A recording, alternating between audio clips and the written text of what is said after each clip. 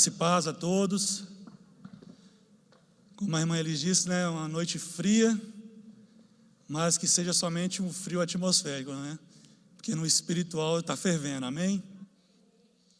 Queria cumprimentar também os irmãos de casa que estão nos acompanhando aí pelas redes sociais. Pedir um pouco da tua atenção nessa noite para que possamos junto navegar um pouco na palavra do Senhor, amém? Estamos na 4ª semana dessa campanha e como passa rápido, né? Dá a impressão que alguns dias atrás a campanha estava se iniciando e já estamos agora do meio para o fim. Mas eu creio que se até esse momento aquilo que você tem profetizado não aconteceu ainda, creia que até o final dessa campanha irá acontecer, amém? Desde quando começa uma campanha, eu sempre começo a orar também junto, participo do grupo de intercessão e sempre peço a Deus que me dê uma palavra que vá de encontro, não aquilo que eu quero falar, mas aquilo que todos nós precisamos ouvir. E desde o primeiro dia da campanha, na abertura aqui, o Senhor colocou uma palavra em meu coração. E eu gostaria de estar compartilhando com os irmãos nessa noite. E eu queria dar um tema para essa ministração. Profetizando vida em almas que caminham para a morte. Profetizando vida em almas que caminham para a morte. Parece uma palavra pesada, mas nos dias de hoje, muitos estão assim. Talvez como Jesus, né, ele disse lá em Mateus 23, 27, quando ele fala do sepulcro caiado. Às vezes, a aparência externa está bem, quem olha de longe, ou talvez quem esteja até perto não perceba. Mas talvez por dentro essa pessoa esteja vivendo algo terrível. Nós estamos, amados, vivendo num período em que muitas são as aflições. E talvez você possa pensar que eu estou dizendo isso por causa da pandemia que está acontecendo, que está afligindo o mundo inteiro, mas não é só isso. Quantos de nós, antes mesmo da pandemia, já enfrentamos dificuldades? Seja no âmbito familiar, né, social, no trabalho. Quantos de nós já enfrentamos há tempos situações que às vezes bate um desânimo? Isso não é uma característica do que nós chamamos do mundo. Isso é uma característica do ser humano. Nós passamos por situações difíceis. Só que nós que estamos aqui, que somos ministrados, que temos uma liderança, que temos pessoas que oram por nós, que nos ensinam a palavra, nós temos a esperança viva que chama Jesus Cristo. E muitas vezes nós não nos apegamos a Jesus. E quando eu digo nós que estamos aqui dentro da igreja. Muitas são as lutas. Eu falo que nós estamos vendo na sociedade de hoje, caminhando a passos largos para a destruição moral. Nós escutamos barbaridades muitas vezes onde a pessoa que faz a coisa certa é como se ela estivesse fazendo errado. Os princípios estão invertidos para o mundo lá fora. Mas nós temos algo que nos direciona. Uma vez falaram para mim assim, o ser humano não vem com manual. Eu creio que nós temos um manual sim, chama-se Palavra de Deus. É isso que nos guia, que nos direciona. É a Palavra de Deus que é viva e eficaz para mudar as nossas vidas. Amém? Eu gostaria de estar lendo com os irmãos Jonas, livro do profeta Jonas, capítulo 3. Se puder projetar para mim, por favor. A minha versão aqui é da King James atualizada. Talvez seja um pouco diferente. Jonas, capítulo 3.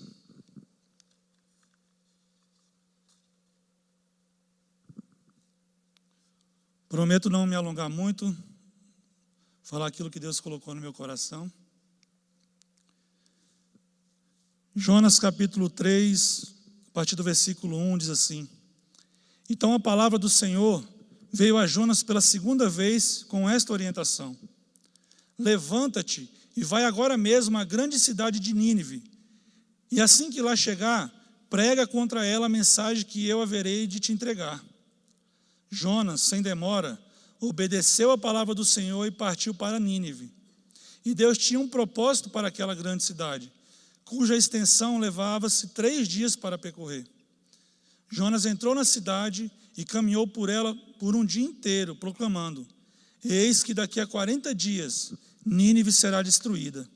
Então os ninivitas creram em Deus, combinaram um jejum geral, e todo o povo, do mais importante e rico ao mais simples e pobre, se vestiram com roupa feita de pano grosseiro, a fim de demonstrar publicamente que reconheciam seus pecados e estavam arrependidos. Quando o rei de Nínive tomou conhecimento da pregação e de tudo o que ocorria na cidade, ele se levantou do trono, tirou o manto real, vestiu-se também de pano de saco e sentou sobre cinzas. E então proclamou em Nínive: eis que por decreto do rei e de seus nobres fica proibido a todo homem ou animal, bois ou ovelhas, provar de qualquer alimento. Portanto, não haverei de comer nem beber nada. Cobri-vos de vestes de arrependimento e lamento, tanto as pessoas como os animais. E todos os cidadãos orem a Deus com todas as suas forças. Cada pessoa abandone seu mau caminho e toda atitude violenta. Talvez Deus volte sua face para nós, se arrependa e acalme o furor da sua ira, de modo que não sejamos destruídos. Deus observou tudo quanto fizeram, como se converteram do seu mau caminho e abandonaram a violência. E atendeu às orações do povo, voltou atrás e não destruiu a cidade como havia ameaçado. Amém? O profeta Jonas, ele foi um profeta que foi levantado para uma missão muito interessante. Deus chamou ele para profetizar a uma cidade que não fazia parte da província do país de Israel, da nação de Israel. Ele foi chamado para pregar a um povo gentil, estrangeiro, um juízo de Deus. E como hoje em dia nós temos ouvido muito isso, né? É a mão de Deus pesando, é o juízo de Deus sobre a terra. E eu creio que assim é verdade, irmãos. Que muitas das coisas estão acontecendo por causa da maldade do coração do ser humano. Nínive era uma cidade, a maior cidade conhecida naquela época. Ela era a capital da Assíria. E a Síria, naquele momento, era o poderio militar de maior alcance no mundo. E o povo de Israel, ele já havia tido vários confrontos com o povo da Assíria. Se nós formos ler lá no livro de Crônicas dos Reis, né, nos livros dos Reis, nós vamos ver vários momentos a Assíria invadindo e atacando Israel. Então imagina que Jonas ele foi chamado para ir profetizar contra um povo que diversas vezes se levantou contra Israel. Então muitas vezes a gente lê, ou a gente escuta, quem é que talvez já até assistiu a história de Jonas numa animação, e a gente pega muito, que Jonas é aquele profeta que foi engolido por um peixe, que fugiu, tentou fugir de Deus, do propósito que Deus tinha. Mas muitas vezes nós não analisamos o contexto histórico. É difícil muitas vezes para nós, seres humanos, levar uma palavra de Deus talvez para alguém que sempre quis nos matar. Imagina o que se passava na mente daquele homem. Ele tentou sim fugir daquilo que Deus tinha de propósito. E é muito interessante porque se nós formos ler o capítulo 1 e capítulo 2 de Jonas, vai narrar exatamente isso. Jonas fugindo de um propósito que Deus tinha para a vida dele. E é interessante que quando nós lemos aqui também no capítulo 3, quando Deus mandou que ele fosse a Nínive, Deus também tinha um propósito para aquela cidade. Talvez você imagine por que Deus te trouxe até aqui. Eu falo até por mim mesmo. Eu não sou nascido e criado em Telêmaco-Borba. Eu estive aqui em 2015 no Puma 1. Conheci algumas pessoas, está aqui o irmão Eliseu, né? Uma pessoa que me acolheu, que não me deixou desgarrado. E eu, quando recebi a proposta de vir novamente aqui para Telêmaco-Borba, eu falava: Senhor, se é para lá que o Senhor quer que eu vá, então eu vou. Imagina que muitos de nós não entendemos às vezes o que Deus está fazendo. O que Deus quer fazer conosco quando nos manda para algum lugar. Já alguns cultos nós vimos a oração por irmãos que tiveram que sair daqui para outro lugar. Quando eu vim para cá, irmãos, pela primeira vez em 2015, eu falo que foi um período em que eu desviei da presença de Deus. Não voltei para o mundão, não voltei a beber, não voltei às práticas do mundo, mas eu fiquei rebelde com Deus. E eu, Senhor, por que eu vim para cá? Estava lá, estava no ministério, estava fazendo a sua obra. E aí eu tive num culto na igreja lá na sede. Eu não lembro quem foi a irmã que pregou, mas foi uma palavra poderosa de Deus que veio de encontro com a minha vida. Eu saí daquele culto, irmãos, moído. Parece que Deus tinha me pegado assim e me amassado. Mas eu entendi que havia um propósito de Deus na minha vida. Jonas, ele fugiu sim. Mas Deus queria tratar com ele naquela fuga. Imagina que quando ele foi em direção oposta àquilo que Deus tinha mandado ele ir, Deus poderia ter parado ele no ato. Mas Deus queria tratar com ele algo naquela viagem, naquela fuga. A palavra de Deus diz que ele entrou num barco e que ele foi em direção a Tarsis, uma cidade totalmente oposta à direção que ele deveria ir. Sabe por quê? Porque muitas vezes nós somos teimosos. Nós tomamos direções ao qual Deus não falou para a gente ir. E nós enfrentamos situações que nós não iríamos enfrentar se nós fôssemos obedientes. E sabe o que é pior? Nós arrastamos conosco pessoas que não precisam passar pelas tempestades que nós estamos passando. A Bíblia fala que existia pessoas naquele barco, naquele navio, e que quando a tempestade veio contra o barco, eles começaram a fazer as suas orações, as suas preces aos seus deuses, mas a tempestade só aumentava. Porque enquanto isso Jonas estava lá no convés dormindo. Nos afastar da presença de Deus traz sonolência espiritual. Quanto mais nos afastamos de Deus, menos força nós temos para voltar. Aquele homem é lançado no mar, e a Bíblia diz que um grande peixe o tragou, engoliu. E durante 3 dias e 3 noites ele permaneceu no estômago do peixe. Talvez o estômago do peixe para algum de nós aqui essa noite seja a dificuldade, a situação difícil que você esteja passando. Sabe aquela luta que talvez você esteja enfrentando na sua família, no seu trabalho? Sabe talvez aquele vizinho que tem tirado o seu sossego? Talvez esse seja o grande peixe que Deus colocou na sua vida. Porque nas entranhas do peixe, Jonas se lembrou do Senhor e orou a Deus. E clamou pela sua vida. E a Bíblia diz que Deus deu ordem ao peixe que levasse Jonas até a praia. E ali chegando, começa essa palavra a qual Deus colocou no meu coração. Essa foi uma breve introdução.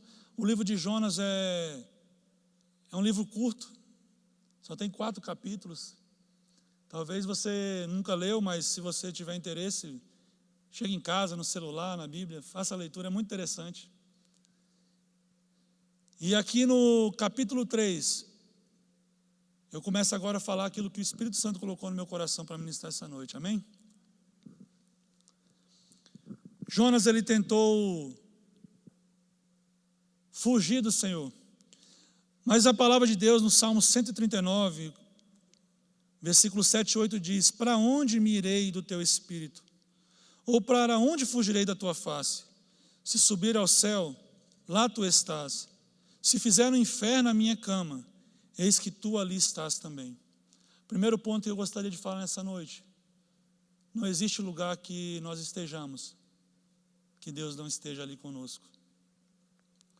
Sabe por quê, amados? Porque nesse período que estamos passando, talvez o sentimento que mais tem afligido o povo é o sentimento de abandono, é o sentimento de solidão,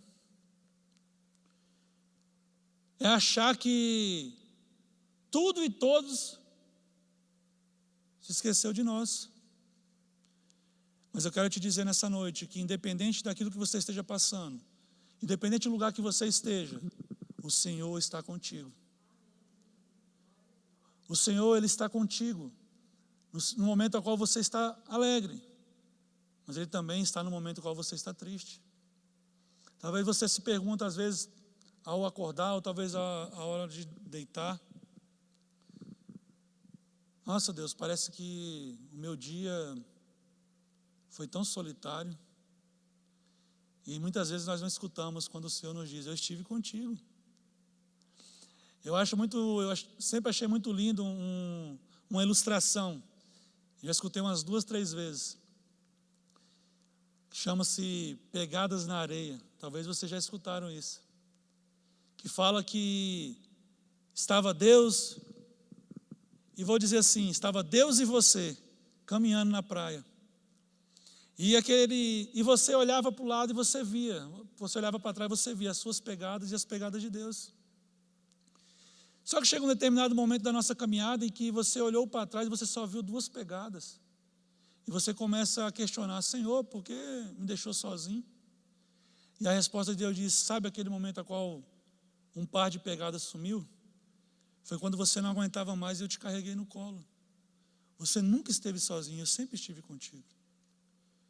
Então, talvez, se nessa noite você só entender isso, toda essa palavra, que você nunca esteve e nunca estará sozinho, eu tenho certeza que você já vai sair daqui transformado. A palavra que nós lemos fala que Jonas, ele chega à cidade de Nínive, e é uma cidade muito grande. A Bíblia fala que para cruzar toda a cidade caminhando demorava 3 dias. Tamanha era a extensão da cidade. Eu não sei quantos dias andando a gente conseguiria atravessar Telêmaco Borba. Talvez Nínive não fosse tão grande como Telêmaco é. Mas a Bíblia fala que naquela cidade havia 120 mil homens, sem contar mulheres e crianças. Então era uma cidade bem grande. E Jonas, ele chega naquele lugar com uma mensagem de juízo de Deus. Imagina que aquele homem percorreu aquela cidade que demorava 3 dias, ele percorreu num dia só. E a pregação dele não era uma pregação dizendo: se arrependam, se convertam. A pregação dele era simples, era direta e reta. Em 40 dias, a cidade de Nínive será destruída. E o juízo de Deus para aquela cidade não era simplesmente porque Deus queria destruir. A Bíblia fala que a maldade daquela cidade subia até Deus. O povo de Nínive, o povo assírio, era um povo guerreiro, mas era um povo altamente cruel. As cidades que eles invadiam, eles matavam todos os homens, cortavam suas cabeças e deixavam na porta da entrada da cidade. Todas as mulheres, antes de matar, eles estupravam. Nem as crianças escapavam. Era um povo muito perverso. E nessa ida de Jonas até a cidade de Nínive para pregar essa palavra de juízo, o Senhor colocou no meu coração algumas lições que nós tiramos nessa ida dele até lá. A primeira de todas, e que tem a ver com a fuga de Jonas, que a desobediência leva à morte, mas o arrependimento traz a vida. Quando Jonas desobedeceu, todo o caminho que ele estava trilhando levava à morte. Mas quando ele obedeceu, o decreto que era de morte se tornou em vida. Talvez, quando nós dizemos que, como esse tema que Deus colocou no meu coração, profetizando vida em almas que estão caminhando para a morte. Talvez hoje em dia a sociedade, muitas pessoas, eu falo isso não só lá fora, mas talvez dentro da igreja, estejamos como aqueles zumbis daquela série lá do The Walking Dead, caminhando simplesmente para satisfazer a vontade da carne, mas praticamente morto. Aquela cidade, ela só pensava em satisfazer aquilo que era da carne. E até entendemos nesse sentido porque eles não conheciam Deus. Como eu disse, não era o povo de Israel. Então entenda que aqui Deus já está mostrando que Ele se importa não só com você que está aqui dentro da igreja. Sabe por quê, irmãos? Porque muitas denominações, e a nossa, e quando eu digo a nossa, a Igreja Batista Betel, nós não cremos que o Deus só está aqui. Ele está aqui, mas não só aqui. Ele não é nosso, ele não é exclusivo nosso. Nós somos propriedade exclusiva de Deus. Deus fala aqui, mas Deus também fala em outros lugares. E Deus quer usar a nossa vida para levar essa palavra de salvação a outras pessoas. Talvez aquela que nós julgamos que não mereça. São pessoas perversas. Um dia, um amigo, a gente conversando, ele falou que tinha um pastor amigo dele que semanalmente ele ia num presídio para ministrar a palavra de Deus. E aí, uma pessoa uma vez perguntou para ele, mas para que você vai lá? Esse povo não tem mais jeito. E a resposta dele foi a seguinte: em todos os meus anos de pastoreio, o lugar que eu mais vi pessoas verdadeiramente se converter foram dentro dos presídios. Porque aonde as pessoas são mais desacreditadas, é onde mais Deus opera. Talvez até hoje você está dizendo assim, o meu marido não tem mais jeito. Continue pregando a palavra dentro da sua casa. Porque aonde todo mundo acha que não tem jeito, é onde Deus vai manifestar o poder da glória dele. Segunda lição, temos que enfrentar nossos medos, ódios e frustrações, para que Deus faça em nós e através de nós. Lembra que eu disse que o povo da Síria tentou várias vezes contra Israel? Jonas não gostava do povo da Síria. É fácil de perceber isso quando nós lemos a palavra. A vontade de Jonas é que o povo morresse. Simples assim. Quando Deus diz, vai lá e prega que eu vou destruir. Ele falou, então eu não vou pregar não, porque talvez esse povo se converta. Deixa ele ser destruído. Mas quando ele orou dentro do peixe e entendeu que havia um propósito de Deus, não somente para ele, mas para aquela cidade, ele enfrentou o ódio dele. Ele enfrentou as frustrações, a ferida dele. E sabe o que o Espírito Santo fala para mim nessa noite? Que as nossas feridas serão curadas quando nós usarmos a palavra de Deus para levar a cura aos outros. Enquanto nós caminharmos para levar cura, nós somos curados. Enquanto nós levarmos a palavra de Deus proclamando libertação, nós seremos libertos. Profetizar é liberar a palavra de Deus, que é viva e eficaz. Profetizar é dizer, ninguém acredita, mas eu creio que Deus pode fazer. Jonas, ele foi enfrentando mesmo a sua frustração, o seu ódio pelo aquele povo. Ele foi lá. Qual é a Nínive que você tem que enfrentar? Qual é a Nínive que você tem que encarar de frente?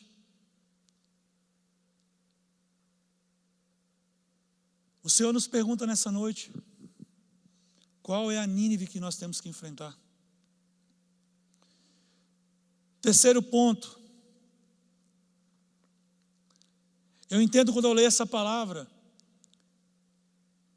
que um homem ou uma mulher cheio do Espírito Santo é capaz de ganhar uma cidade inteira para Jesus. Quem acredita nisso? Quando eu me converti, 6 anos e meio atrás, os pastores da igreja a qual eu congregava lá em São Paulo, e quero até aqui deixar um abraço para a pastora Carmen, pastor Gustavo, pessoas que amo. A pastora Carmen sempre me disse isso, e eu sempre trago isso dentro do meu coração. Ela falou que foi um pastor gringo que disse, eu não sei quem foi, talvez depois você até pode pesquisar, mas ela sempre me disse que um homem ou uma mulher cheia da presença de Deus pode ganhar uma cidade inteira para Jesus. E eu acredito nisso, porque aqui nós estamos vendo isso acontecer.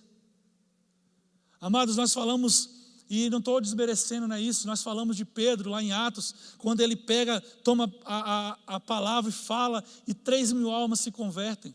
Nós estamos aqui falando de um profeta que mesmo contra a vontade dele, mesmo não gostando do povo, ele foi e falou aquilo que Deus mandou ele falar, e 120.000 homens se converteram.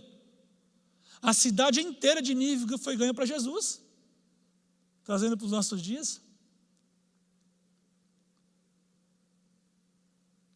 Imagina que é como uma pedra que é lançada num lago. Ela produz ondas que cada vez se tornam maiores. A maior pedra foi lançada quando na cruz do Calvário Jesus gritou e declarou, está consumado. E naquele momento uma onda começou a ser criada, que nos alcança até hoje. E Deus tem levantado de tempos em tempos homens e mulheres para que essa onda nunca pare.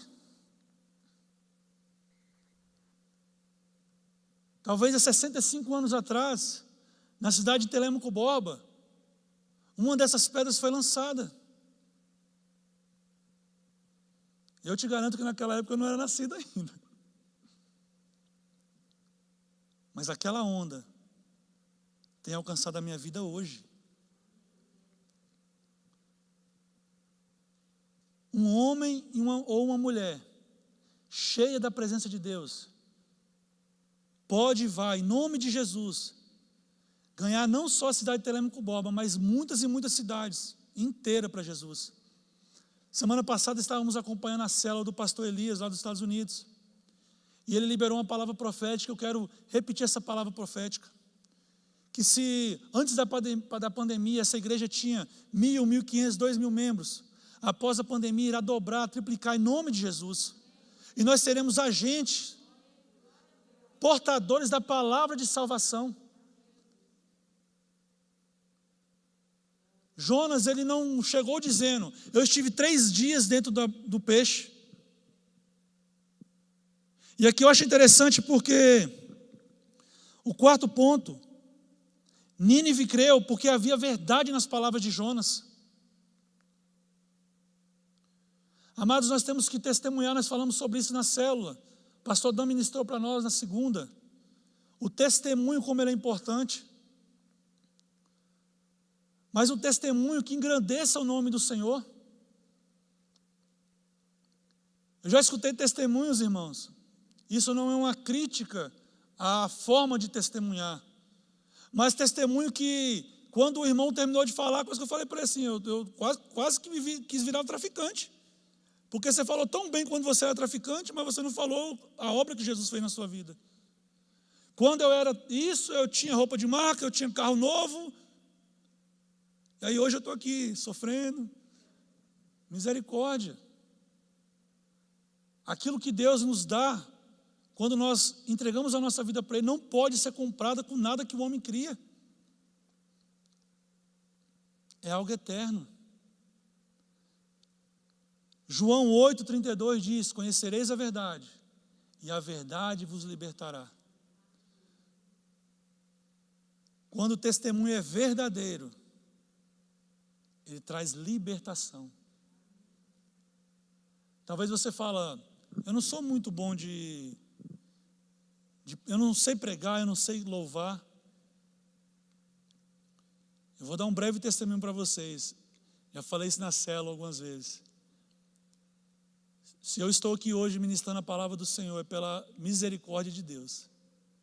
Eu era o tipo de pessoa que na escola, eu era aquele que segurava a cartolina para tampar meu rosto, de tanta vergonha que eu tinha. Mas um dia eu decidi fazer a vontade de Deus. E a palavra de Deus diz que o perfeito amor lança fora todo medo. Quando você se entrega de verdade, amados, é como aquele louvor que diz, quem já pisou no santo dos santos, em outro lugar não sabe viver. A verdade da entrega produz a verdade da palavra, na nossa vida, no nosso testemunho e naqueles que nos cercam. Quinto ponto, Nínive se arrependeu e se converteu ao Deus Todo-Poderoso. Que lindo quando nós vemos o que aquele povo, a decisão que aquele povo tomou. E é interessante porque Jonas não falou para eles, se vocês se converter, se vocês mudarem a forma de agir, possa ser que Deus perdoe vocês. Isso deixa muito claro no meu coração, que quando fazemos a vontade de Deus, muitas vezes nós só vamos abrir a nossa boca e talvez falar poucas palavras, mas o Espírito Santo irá convencer. Talvez você ache que na sua casa, no seu trabalho, não é importante as coisas que você fala a respeito de Jesus, por talvez ser pouco. Eu não conheço tanta palavra. Mas o seu testemunho, e talvez as poucas palavras, creia que será suficiente para o Espírito Santo operar naquele coração. 2 Crônicas, capítulo 7, versículo 14 diz, se o meu povo, que se chama pelo meu nome, se humilhar, orar, buscar a minha face, se converter dos seus maus caminhos, eu, Senhor do céu, ouvirei, perdoarei os seus pecados e sararei a sua terra. Aqui deixa muito claro, amados, que não é denominação, não é porque eu nasci em tal lugar, porque todos os povos da terra pertencem ao Senhor.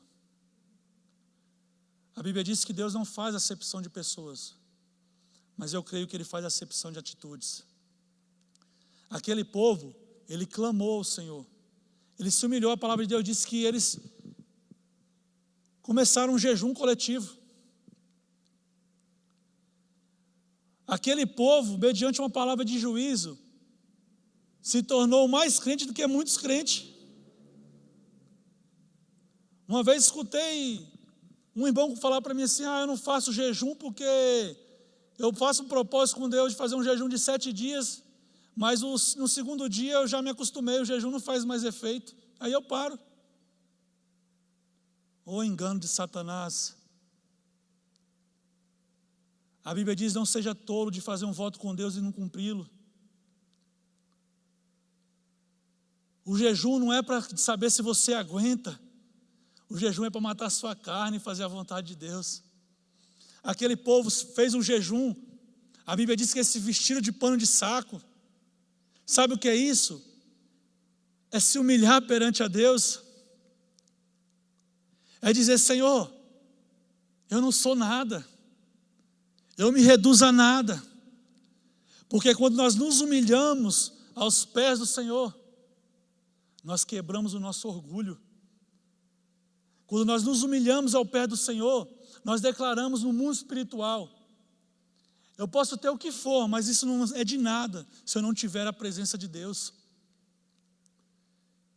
Eu posso ser bem sucedido em todas as áreas, mas se eu não tiver a presença de Deus, de nada vale. O povo se converteu. O 6º item, e acho que eu estou acostumando, pastor Amário, com Eu acho que eu já estou virando, já sou um membro da igreja, né? Mas eu estou virando discípulo mesmo, porque eu estou igual o pastor Adriano, o pastor Dan. Deus tem falado comigo, tem me dado 7 lições. E a 6ª lição que eu gostaria de compartilhar, amados, se nós seguirmos um pouco mais aqui no capítulo 4, vai nos relatar que Jonas ficou irado com Deus, porque Deus perdoou o povo. Jonas está parecendo, sabe quem? O irmão do filho pródigo, que não ficou feliz porque o irmão retornou para casa. Jonas, ele foi tratado na barriga do peixe, mas a ferida ainda estava aberta. A vontade e o desejo de Jonas era que Deus destruísse o povo. Jonas não havia perdoado. E o 6º ponto: precisamos perdoar para sermos perdoados. Eu acho interessante porque certa vez a minha esposa ministrou uma palavra na igreja em São Paulo sobre perdão. E eu creio que aqui todos saibam disso, mas se você não sabe, fique sabendo agora. Se você não perdoar o seu irmão, Deus não nos perdoa. Ah, irmão, isso aí é conversa, não. Está na Bíblia. Mateus capítulo 6, versículo 15. Jesus termina de ensinar ao povo um modelo de oração a qual devemos fazer. E ele frisa no versículo 14 e versículo 15 a importância do perdão. A importância do perdão. E ele diz que se não perdoarmos os nossos irmãos as suas ofensas, o Senhor, o Pai que está no céu, não nos perdoa. E aqui eu vejo algo terrível, aterrorizante para nós. Porque muitas vezes nós não sabemos o motivo da qual o nosso casamento não vai bem, a nossa vida no convívio social não vai bem. Mas se nós talvez fecharmos os nossos olhos agora, faça esse teste, feche teus olhos. E quando você ouvir essa palavra, perdão, em nome de Jesus, Deus vai trazer à sua mente alguém. Eu não sei, você não precisa me dizer. É você e Deus. Mas Deus quer te levar nessa noite a perdoar. Deus quer te levar nessa noite a liberar o perdão. E é muito interessante porque o perdão, ele não é um sentimento. Eu não perdoo quando eu sinto de perdoar. Perdão é uma decisão que nós temos que tomar dia a dia. Que o Espírito Santo de Deus te ministre agora, em nome de Jesus. Você que está em casa, feche os teus olhos também. Talvez Deus vai trazer à sua mente aquela pessoa que te fez tanto mal. Talvez é uma pessoa que você há muito tempo não vê. Ou talvez seja a pessoa que você vê todos os dias. Nessa noite eu sinto pela fé, eu vejo pela fé. Há um mover de arrependimento e de perdão nesse lugar. A noite está fria, mas Deus está aquecendo os corações desse lugar. Oh, labaxere cantarabassa. Oh, Espírito Santo, mova, Senhor. Mova a Tua vontade, Senhor, em nossas vidas. Eu posso sentir corações apertados. Aleluia, Senhor. Oh, meu Deus. Amados, há alguns anos atrás eu não era nem convertido ainda e o Senhor trouxe ao meu coração dar esse testemunho aqui. Na minha adolescência, no início da minha adolescência, até os 15, 16 anos, eu morei numa cidade chamada Araguaína, no Tocantins. E naquela cidade, eu fiz muitos amigos. E e fiz alguns poucos inimigos. E talvez na minha vida inteira, ali naquela cidade, tinha a pessoa que eu mais odiei na minha vida. E se algum dia ela ver esse vídeo, ela vai saber do que eu estou falando. Era um rapaz que, na escola, estudávamos na mesma escola em períodos diferentes. Eu estudava pela manhã, ele estudava à tarde. E um dia, fui fazer um trabalho com alguns colegas na parte da tarde na escola, e nos envolvemos em uma briga, e aquele rapaz, ele me agrediu, eu também agredi ele, e nos tornamos inimigos. Aonde nós nos encontrávamos, a briga era certa. Se eu estava com meus amigos, ficava ruim para ele.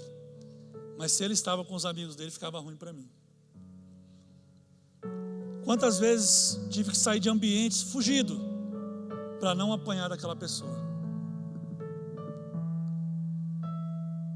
Eu fui embora desse lugar e alguns anos depois eu voltei nessa cidade. E tem uma praça lá no setor noroeste, de frente com a igreja católica, onde na adolescência a gente ficávamos ali conversando, onde tinha um grupo de amigos. E eu sentei naquela praça com um amigo meu e muito tempo já tinha se passado. E esse rapaz, ele passou na nossa frente. Eu não o reconheci. Talvez no momento que ele passou, ele também não me reconheceu. E ele passou vestido um terno, com a Bíblia debaixo do braço. E o amigo meu, Edmar, falou assim: sabe quem é esse que passou aí? Eu falei: não, é o Roberto. Eu falei: que Roberto? Roberto, que a gente sempre brigava e tal. Eu falei: é mesmo, pai? Daquela galera que ele andava, todos morreram, só ele ficou e se converteu. E aí a gente conversando ali, quando eu me dei conta, aquele rapaz estava de frente para mim.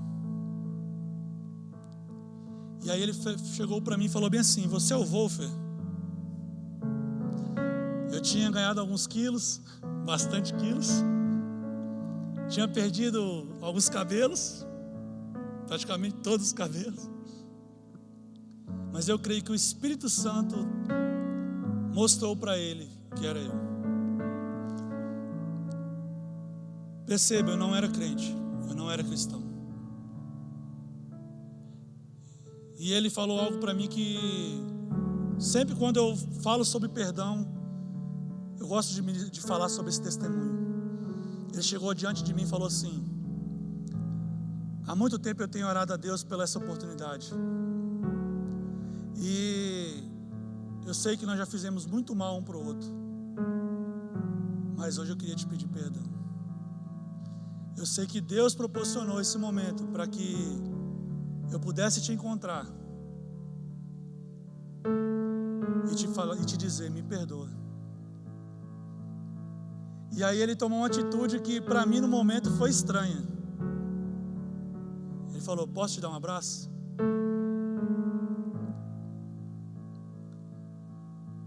Aquela mesma pessoa que muitas vezes trocamos socos, estava na minha frente, porque Jesus fez uma obra na vida dele, me pedindo para me dar um abraço.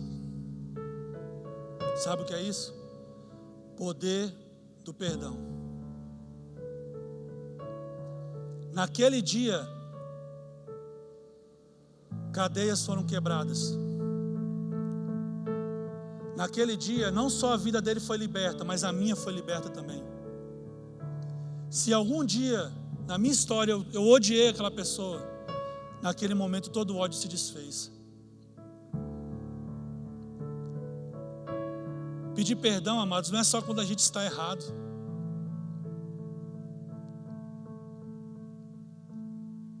Pedir perdão não é só quando eu sei que não, foi eu que pisei na bola.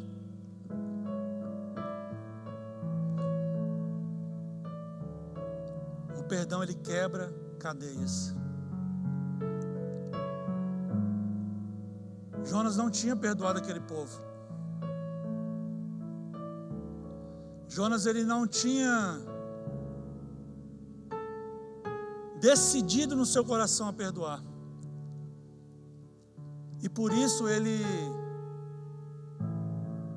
se irou contra Deus. E a sétima e última lição: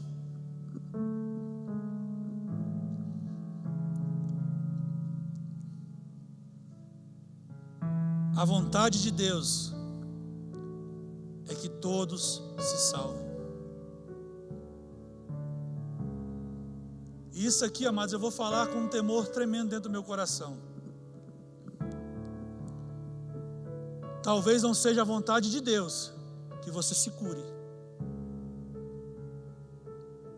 Talvez não seja a vontade de Deus que aquela porta que você esteja esperando se abra.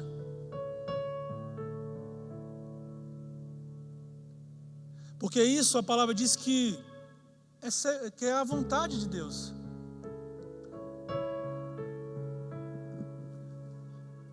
Peço para projetar 1 Timóteo, capítulo 2, a partir do versículo 1.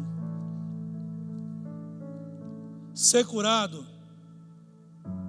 é se Deus quiser. Alcançar, talvez, sonhos pessoais nossos, é se estiver alinhado com a vontade e o desejo de Deus. Mas ser salvo, isso é para todos nós, é o desejo do Senhor. Antes de tudo, recomendo que se façam súplicas, orações, intercessões e ações de graça em favor de todas as pessoas, pelos reis e por todos os que exercem autoridade, para que tenhamos uma vida tranquila e pacífica, com toda a piedade e dignidade. Isto é bom e agradável diante de Deus, nosso Salvador, o qual deseja que todas as pessoas sejam salvas e que cheguem ao pleno conhecimento da verdade. Talvez você venha para um culto como esse, esperando receber uma palavra de que você vai ser curado. Mas eu estou te dizendo que, se você quiser hoje, você pode ser salvo. Talvez você venha para uma cruzada de milagres, esperando que um milagre aconteça em você. Mas eu quero te dizer que o maior milagre é a salvação. Existe um louvor da Damares. Eu não vou cantar não, irmãos, porque eu não sou bom de música. Mas o nome do louvor é o maior troféu. E ele diz mais ou menos assim: que o maior troféu é no livro da vida saber que o meu nome está escrito lá, e que quando os portais da glória se abrirem, eu terei a certeza que Deus irá me chamar.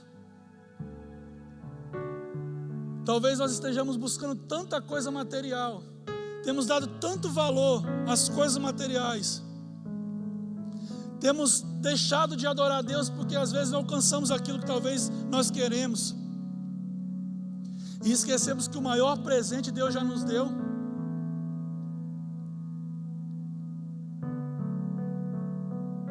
Talvez nós estejamos como Jonas, porque talvez todo mundo pensou que a ministração era falar sobre a conversão de Nínive. O livro de Jonas, ele termina com uma interrogação. E isso nos mostra que nem sempre Deus irá nos responder aquilo que perguntamos. Ah, mas Deus não é um Deus de respostas? Sim, mas também Deus é um Deus de perguntas. Talvez Deus nunca te respondeu aquilo que você tem perguntado, porque você nunca deu atenção naquilo que Deus tem perguntado para você.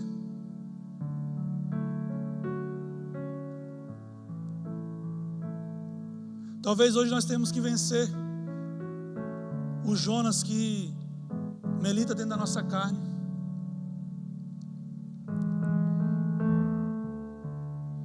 A vontade de Deus é que todos sejam salvos. A vontade de Deus é que a minha casa seja salva. A vontade de Deus é que o meu vizinho seja salvo, o meu bairro, a minha cidade, a nossa nação. O livro de Jonas termina com a interrogação. E Deus diz assim no versículo 11 do capítulo 4: por outro lado, Nínive tem mais de 120 mil seres humanos que não sabem nem discernir entre a mão direita e a esquerda. Deus está falando de discernimento espiritual. Veja que todo o Antigo Testamento, ele aponta para o Novo Testamento. É como Jesus na cruz que diz: Pai, perdoa eles não sabem o que fazem. Deus está dizendo: esse povo, eles são cruéis, mas eles não sabem o que eles estão fazendo. Há salvação para aquele que se arrepende, há salvação para aquele que perdoa, há salvação para aquele que recebe Jesus na vida. Tampouco entre o bem e o mal, além de muitos animais inocentes. E aí Deus faz a pergunta: não haveria eu ter pena dessa grande cidade? Eu não sei qual foi a resposta de Jonas para essa pergunta de Deus. A Bíblia não fala. Eu sei que a cidade de Nínive se converteu, mas eu não sei qual foi a resposta de Jonas. E talvez Deus deixou exatamente assim, porque hoje não importa mais a resposta de Jonas, porque ele não está aqui. O que importa para os nossos dias é a nossa resposta. Qual é a decisão que nós vamos tomar na nossa vida? Perdoar, fazer a vontade de Deus, se alegrar com as conquistas que o irmão consegue,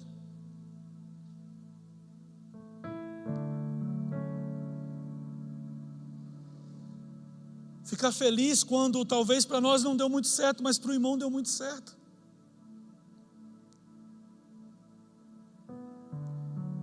Talvez levar uma palavra dura para um discípulo, não porque você quer maltratar, mas é porque Deus corrige porque Ele ama. Tem tantas pessoas caminhando em direção à morte, porque os pais não corrigem, porque acham que corrigir é o contrário de amar. Muitos discípulos se frustrando porque a palavra é sempre: não, Deus te perdoa, mas não são confrontados a dizer: muda de vida.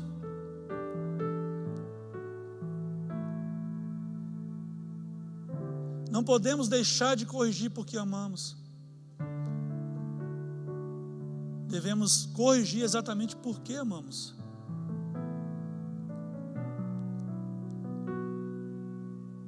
Eu creio que o que está para acontecer, não só no Brasil, mas no mundo inteiro, é um mover sobrenatural da presença de Deus. Já está acontecendo.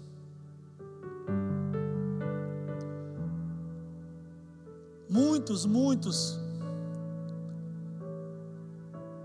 estão clamando, estão ansiando por Deus.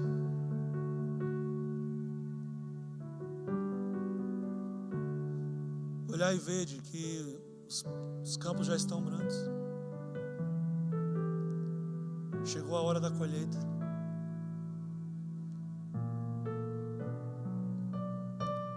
A salvação que um dia alcançou a minha vida, que alcançou a sua vida, vai alcançar a vida de todos aqueles que nós chegarmos perto, amém?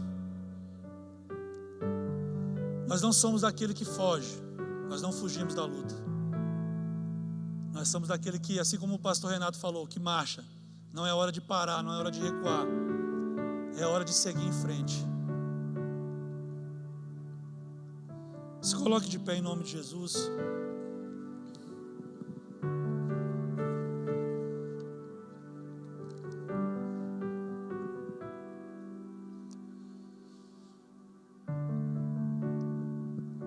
Talvez você saiu da sua casa hoje achando que a palavra seria mais leve. Eu também, quando Deus colocou no meu coração, eu falei: Senhor, muitos aqui nem me conhecem, eu vou chegar talvez levando uma palavra de certa forma dura.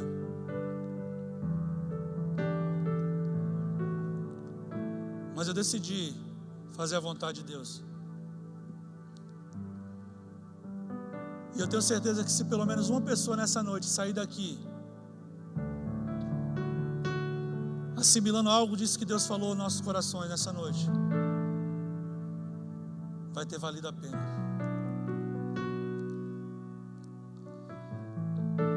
Coloque a mão no seu coração, feche teus olhos. Você que está em casa,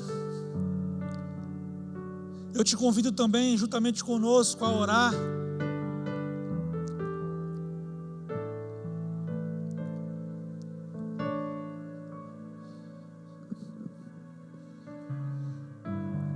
Deus quer fazer uma mudança nas nossas vidas, mas depende de nós.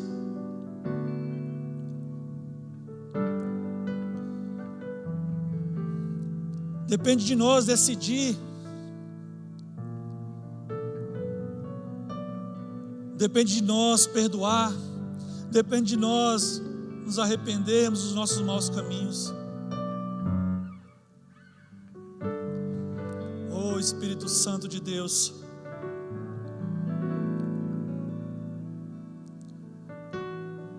a Tua palavra, Senhor, foi ministrada, Pai. Não permita que o inimigo venha tomar, Senhor, essa semente de nós.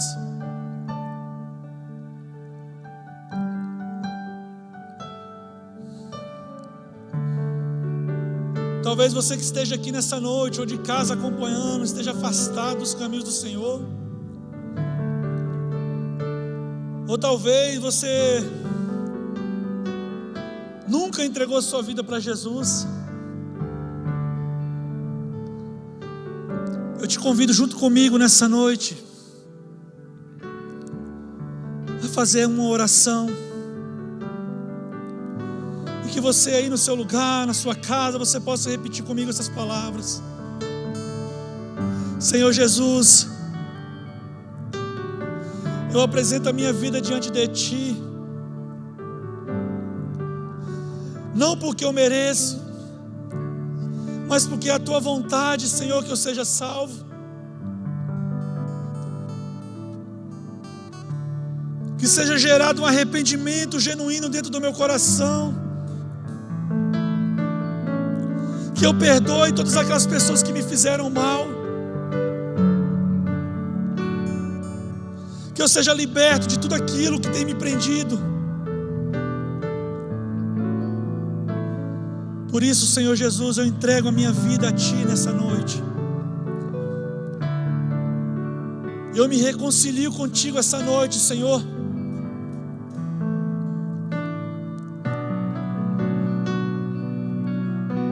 Eu decidi nessa noite, Senhor, não fugir mais.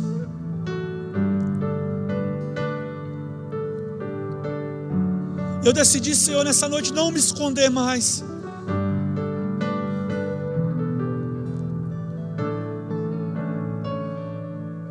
Escreve, Senhor, meu nome no livro da vida. Porque eu sei, Pai, eu entendi que a salvação não é para quem está na igreja. A salvação é para quem é a igreja.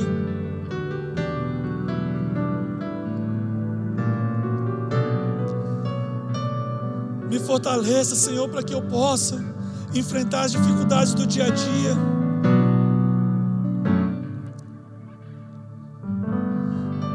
Para que eu possa vencer os obstáculos.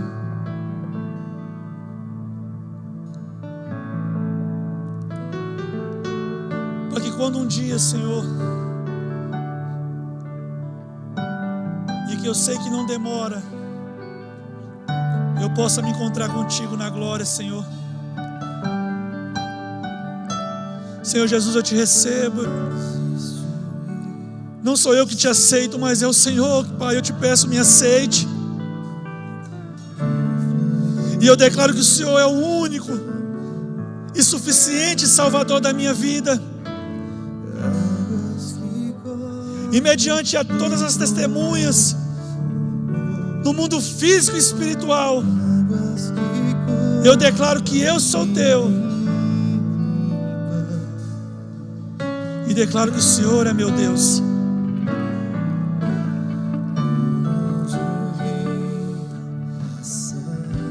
Oh, Espírito Santo, eu posso sentir em meu coração que aqui nessa noite, aqui nesse lugar, nas casas, existem pessoas que nesse momento estão sendo libertas, porque estão perdoando, porque estão sendo perdoadas. Oh Senhor, tua palavra diz que há festa nos céus quando um pecador se arrepende. E eu creio que nesse momento uma festa está acontecendo, Senhor. Oh Espírito Santo de Deus,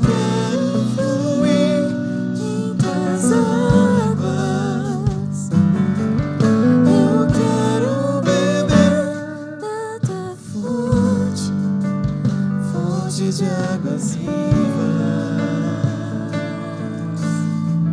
Obrigado, Senhor, obrigado. Obrigado pela tua palavra. Obrigado pela salvação. Obrigado pela tua presença, Senhor, neste lugar.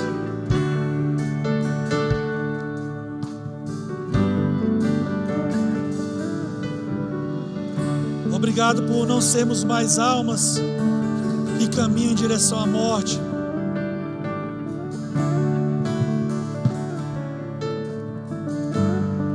Obrigado, Senhor Jesus.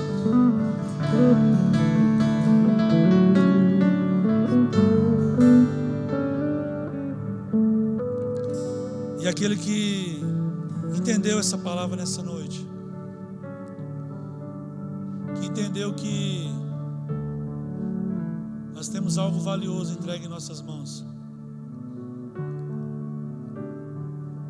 que entendeu que as nossas atitudes, as nossas decisões definem muito mais do que aquilo que vivemos hoje, mas aquilo que iremos viver amanhã e depois e na eternidade. Aplauda o nome do Senhor Jesus Cristo.